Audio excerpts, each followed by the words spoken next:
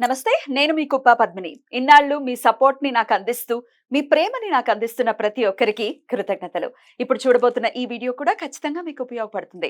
Like, share and subscribe చేసి మీ ఇష్టాన్ని, అలాగే మీ సపోర్ట్‌ని నాకందించండి. అలాగే ఈ వీడియో పట్ల మీ అభిప్రాయాన్ని కామెంట్ సెక్షన్‌లో కామెంట్ చేసి నాకు తెలియజేయండి. నమస్తే. సూర్యోస్మి. నేను మీ విక్రమాదిత్య. ఆరోగ్యమే మహాభాగ్యం, ఆరోగ్యం భాస్కరాధీనం. ఆదివారం మద్యం మాంసం మైదనం వద్దు, ఆరోగ్యం ఐశ్వర్యం వద్దు. మీరు ఆచరించండి, 10 మందిని ఆచరింపచేయండి. ఆచరించండి, ఆరోగ్యవంతులుగా ఉండండి. ఆచరించండి, ఐశ్వర్యవంతులు కండి. ఆచరించండి, ఆనందంగా జీవించండి. సూర్యోస్మి. నమస్తే, వెల్కమ్ టు అవర్ ఛానల్. నేను కుప్ప పద్మిని. ప్రస్తుతంతో పాటు ప్రముఖ ఆధ్యాత్మికవేత్త, సూర్య ఉపాసకులు, sun spiritual society founder Vikramaditya garu ఉన్నారు. మాట్లాడదాం. నమస్కారం అండి. సూర్యోస్మి తల్లి. సరే, 12వ తారీఖు మార్చి 12వ తారీఖు భౌమ అశ్విని యోగం ఏర్పడబోతోంది. ఏంటి భౌమ అశ్విని యోగం అంటే? ఎట్లా వినియోగించుకోవట్లేదు అంటే ఎట్లాంటి సమస్యల్ని, యోగాలన్నీ ఏర్పడేవి ఎందుకు, వినియోగించుకుంటే తద్వారా దానికి సంబంధించిన సమస్య నుంచి బయటపడటం కోసం మరి ఒక్కసారి వివరిస్తారు? తప్పకుండానమ్మా. చాలా అద్భుతమైనటువంటి అవకాశం ఇచ్చావు నాకు. అయ్యో, అశ్విని నక్షత్రం మీది కదా, అందుకే. మంగళవారం. నేను పుట్టింది కూడా మంగళవారమే. అశ్విని అవునా? నక్షత్రం. అయితే ఈ యోగంతోనే పుట్టారు. అందుకే మృత్యుంజయుడు అయ్యారు. అమ్మ, నిజమే. అద్భుతం. చాలా సంతోషం. ఒక అద్భుతమైనటువంటి సందర్భాన్ని గుర్తు చేసావు. అంటే ఏది కూడా ఊరికే జరగదు. భగవత్ సంకల్పం, దైవ సంకల్పం. ఈ జన్మ తీసుకున్నాను 98. అంటే నాకు ఓపెన్ హార్ట్ సర్జరీ అయింది. అంటే నేను అనారోగ్య సమస్యలతోటే పుట్టడం 4వ ఏట వచ్చేంత వరకు కూడా చాలా ఇబ్బందిగా ఉన్నాను. తర్వాత 9వ ఏటలో నాకు ఓపెన్ హార్ట్ సర్జరీ చేశారు. ఇప్పటికి స్కార్ ఉంది కదా. గడిచి శుభ్రంగా 35-40 సంవత్సరాలు అయింది. అంటే ఆ తర్వాత ఆ 9వ ఏట తర్వాత నేను మళ్ళీ అనారోగ్య సమస్యతో ఇబ్బంది పడటం ఏం చూడలేదు. అంటే నిజంగా ధర్మం చెప్తుంది, మృత్యుంజయ యోగం అని చెప్పేసి.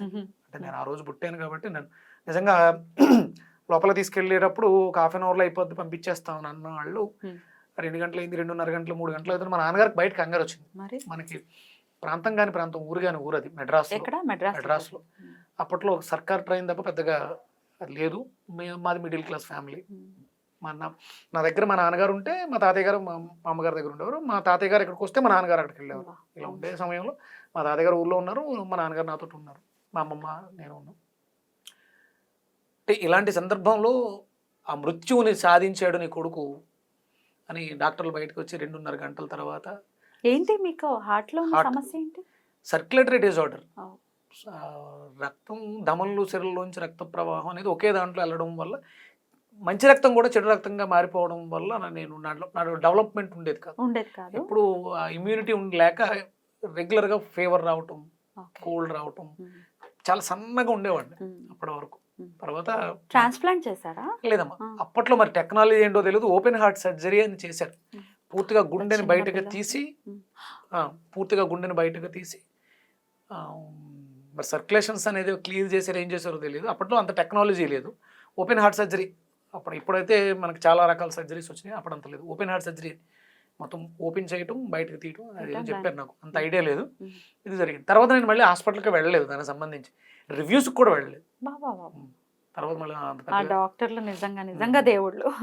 అప్పట్లో 16,000 అనుకుంటా అయిందా? అప్పట్లో 16,000 తెలిసిన ఆయన రికమెండేషన్ ద్వారా. ఎవరో మెడికల్ రిప్రజెంటేటివ్ ఒక ఆయన, తన friend cardiology specialist, private doctor, government హాస్పిటల్కి వచ్చి తను తీసుకున్న ఫీజు 16,000. మిగతాదంతా గవర్నమెంట్ హాస్పిటల్, రైల్వే స్టేషన్ ఎదురుగుండా ఉంటుంది హాస్పిటల్, గవర్నమెంట్ హాస్పిటల్. దాంట్లో చేసి మృత్యుంజయుడిగా బయటకు వచ్చింది. అంటే ఇది ఎందుకు వచ్చింది అంటే, ఇలాంటి యోగాలు చాలా ఉంటాయి. అవన్నీ చేయడం ద్వారా అందరూ కూడా బయటపడగలుగుతారు, బయటపడతారు. ఎందుకు చెప్పినంటే, అశ్వని దేవతలు సత్య దసరా వాళ్ళ పేర్లు. సత్య దసరా వాళ్ళ పేర్లు, అశ్విని దేవతల పేర్లు. ఒకళ్ళు డయాగ్నోసిస్ చేస్తారు, ఒకళ్ళు హీల్ చేస్తారు, మెడిసిన్స్ ఇస్తారు అన్నమాట. మరి అది మంగళవారం వచ్చింది. మంగళవారం అంటేనే మంగళకరమైనది. రోగ నిర్ధారణ చేసుకోవడానికి కానీ, రోగాల నుంచి బయటపడడానికి కానీ, ఏదైనా సర్జరీకి వెళ్తున్నాం సక్సెస్ అయి రావాలంటే అది మంగళవారం చేయించుకోవడం చాలా ఉపయుక్తం, మంచిది. వెళ్ళరేమో అసలు. మంగళవారం అంటే ఎందుకు భయపడతారు? ఆయన కుజుడు కదా, రక్తకారకుడు. ఆ రోజు దాన్ని మనం చూడగలిగితే చాలా వరకు అద్భుతాలు జరుగుతాయి. కాబట్టి చాలా విశేషమైనటువంటి యోగం ఇది. మనకి మార్చ్ 12వ తారీఖు. 12వ తారీఖు. అంటే ఈ సీజన్లోనే మనకి శరీరంలో అంటే ఒక్కొక్క సీజన్లోనూ ఒక్కొక్క ఆర్గన్స్ పనిచేస్తుంటాయి. ఈ సీజన్లో మనం మన లివర్ని, ఊపిరితిత్తుల్ని బలోపేతం చేసుకోవడానికి విశేషమైనటువంటి యోగ్యమైనటువంటి మాసం ఇది. ఫాల్గుణ మాసం కదా. ఫాల్గుణ మాసం చాలా విశేషం. సర్క్యులేటరీ సిస్టమ్స్ చూడండి, మనం ఇందాక అయిపోయిందో కదా. కరెక్ట్. సర్క్యులేటరీ సిస్టమ్ హార్ట్కి సంబంధించింది. నేను నా జీవితంలో ఎదుర్కొన్న సమస్య కూడా హార్ట్కి సంబంధించింది.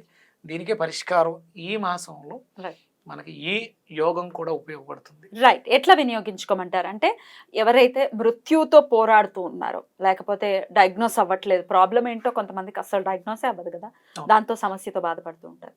కొంతమంది చేతికి అందొచ్చినటువంటి పిల్లలు కోమాలో ఉన్నారు, లేకపోతే ఇట్లాంటివంటి అవి వినడానికి కూడా చాలా చాలా బాధ అనిపిస్తుంది.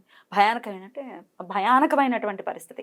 మరి ఇట్లాంటి వాళ్ళు ఈ రోజున ఎలా వినియోగించుకోవచ్చు, ఏం చేయమంటారు? అశ్వనీ సూక్తం అని ఉంటుందమ్మా. ఇంతకన్నా మించింది ఇంకేం ఉండదేమో. నువ్వు అడిగినప్పుడు నువ్వు చెప్పావు, చదివాము, అందులో ఏముందని చదివాము. దేవి అధర్వణ శీర్ష పారాయణం ఎంతమంది చేయగలుగుతాం? కానీ అప్పటికి నాకేం అనిపించలేదు. వెళుతూ ఉన్నప్పుడు అనిపించింది ఏంటంటే అశ్విని భౌమ యోగం అనగానే అశ్విని సూక్తానికి మించి వ్యాధి నిర్ధారణ, అపమృత్యు దోషాల నుంచి మనల్ని బయటకు తీసుకురావడానికి ఇంకంతకన్నా ఇంకేముంది. బ్యూటిఫుల్. అయితే అది మీకు చక్కగా మీరు చదువుతారు కూడా, మాకు చదివించాలి. అయితే నేను 40-30 రోజులు పారాయణం చేశాను. చాలా అద్భుతాలు దాంట్లోంచి బయటకు వచ్చినాయి. అయిపోయిన వెంటనే శ్వేతాశ్వ దర్శనం, అశ్విని మీద నేను ఇది చేయడం కూడా జరిగింది. అవును అవును, హార్స్ మీద. Okay, beautiful sir. అయితే ఇట్లాంటి సమస్యతో ఉన్న వాళ్ళు ఇప్పుడు మీరు చదివి వినిపిస్తారు అశ్విని సూక్తం. అందరికి మరి చదువుకోవటం రావచ్చు, రాకపోవచ్చు కదా, వినటం ద్వారా కూడా, వినటం ద్వారా రెగ్యులర్ గా నేర్చి పెట్టేసుకోండి. ఇది ఎప్పటికైనా ఎవరికైనా ఎప్పటికీ ఉపయోగపడుతూ ఉంటుంది. రైట్. అయితే ఈ ఒక్క రోజు కోసం కాదు, ఇవాళ మనం నేర్చుకోవడానికి మంచి యోగం. రైట్, నేర్చేసుకుందాం అందరం. రైట్. ఆ అశ్విని సూక్తాన్ని మీరు చదివి వినిపించండి. అంతకన్నా ముందు దైవారాధన కూడా ఒకసారి చెప్పండి సార్. ఆ రోజున ఏం చేయొచ్చు? ఆ రోజు మనకి మంగళవారం మంగళకరమైనటువంటి రాహుకేతువులు పూజ కూడా చేసుకుంటారు. 3 to 4:30 రాహు సమయంలో. అది ఎలాగో విశేషంగా చేసుకుంటారు. ఉదయం మంగళవారం సుబ్రహ్మణ్యేశ్వర స్వామికి సంబంధించి, కుజుడికి సంబంధించి మనం అభిషేకాలు చేయించుకుంటాం, అర్చనలు చేస్తాం. అలాగే అమ్మవారికి అధర్వణ శేషం, అమ్మవారికి దేవి అధర్వణ శీర్షం పారాయణం చేయించుకునే వాళ్ళు చేయించుకుంటారు, చేసేవాళ్ళు చేస్తారు. ఇక ఏవీ రాదు అనుకున్నప్పుడు సుబ్రహ్మణ్యేశ్వర స్వామికి నమస్కారం చేసుకోవడం, సుబ్రహ్మణ్యేశ్వర స్వామి అష్టోత్తరం చదవడం చాలా విశేషమైనటువంటి ఫలితాన్ని ఇస్తుంది. మరి అశ్విని సూక్తాన్ని ఒకసారి చదివి వినిపిస్తారా? తప్పకుండా. ప్రపూర్వగౌ పూర్వజౌ చిత్రభాను గిరివాసం సామి తపసాహ్యనంతౌ దివ్యౌ సుపర్ణౌ విరజౌ విమానౌ అధిక్షిపంతౌ భువనాని విశ్వాహ హిరణ్మయౌ శకుని సాంబరాయౌ నాసత్యదస్రౌ సునసౌ వైజయంతౌ శుక్రం వయంతౌ తరసా సువేమ్న వదివ్యతంతో వసితం వివస్వతః గ్రస్తాం సుపర్ణస్య బలేన వర్తికాం అముంచతామస్మినౌ సౌభగాయ తావత్సు వృతౌ అనమంతమాయయా వాసత్తమాగా అరుణావదావహన్ షష్ఠిశ్చ గావః త్రిశదశ్చ దేనవః ఏకం వత్సం సువతీతం దుహంతి నానా గోష్టా విహిత ఏకదోహన తావస్వినౌ దుహతో ఘర్మముక్త్యం ఏకాం నాభిం సప్తశత అరాహ శ్రితాః ప్రతిగ అన్యా విసంతిరర్పిత అరాహ అనేమి చక్రం పరివర్తతే అజరం మాయాస్వినౌ సమశక్తి చర్షిణి ఏకం చక్రం వర్తతే ద్వాదసారం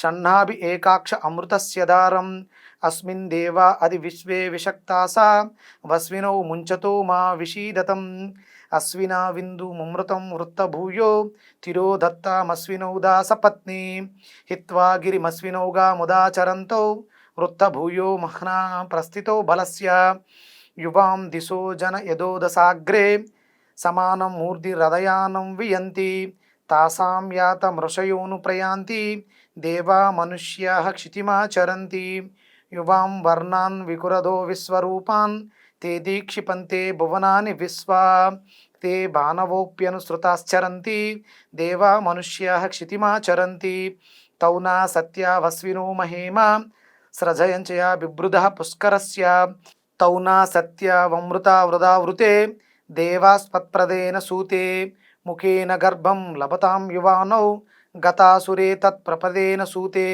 సద్యో జాతో మాతరమత్తి గర్భ తావస్వినో ముంచతో జీవసేఘ స్తోతూ న శక్నోమి గుణైర్భవంతో చక్షుర్విహీన పది సప్రమోహ దుర్గేహమస్మిన్ ప్రతిదోస్మి కూపే యువాం శరణ్యౌ శరణం ప్రపద్యే ఇది అశ్విని దేవతా స్తోత్రం సంపూర్ణం.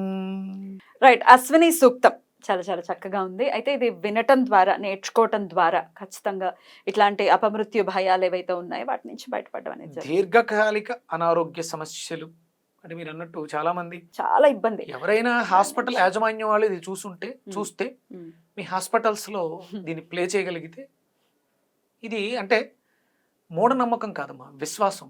హిందూ ధర్మశాస్త్రం ఇచ్చినటువంటి అద్భుతమైనటువంటి వరం. హాస్పిటల్స్లో ఎక్కడెక్కడైతే అనారోగ్య సమస్యలు ప్రబలుతున్నాయో అక్కడ ప్లే చేస్తూ ఉంటే సొల్యూషన్స్ ఈజీగా దొరుకుతాయి. చేయాల్సింది మళ్ళీ మనమే. ఏ మందు కరెక్ట్గా ఇవ్వాలనేది మనకే స్ఫురణకు వస్తుంది. తద్వారా రోగాలన్నీ కూడా అద్భుతంగా నివారణ అవుతాయి. అలా నివారణ అయ్యి అందరూ ఆరోగ్యంగా ఉండాలని మనస్ఫూర్తిగా కోరుకుంటూ thank you so very much అండి. నమస్తే. సూర్యోస్మిత. సూర్యోస్మి.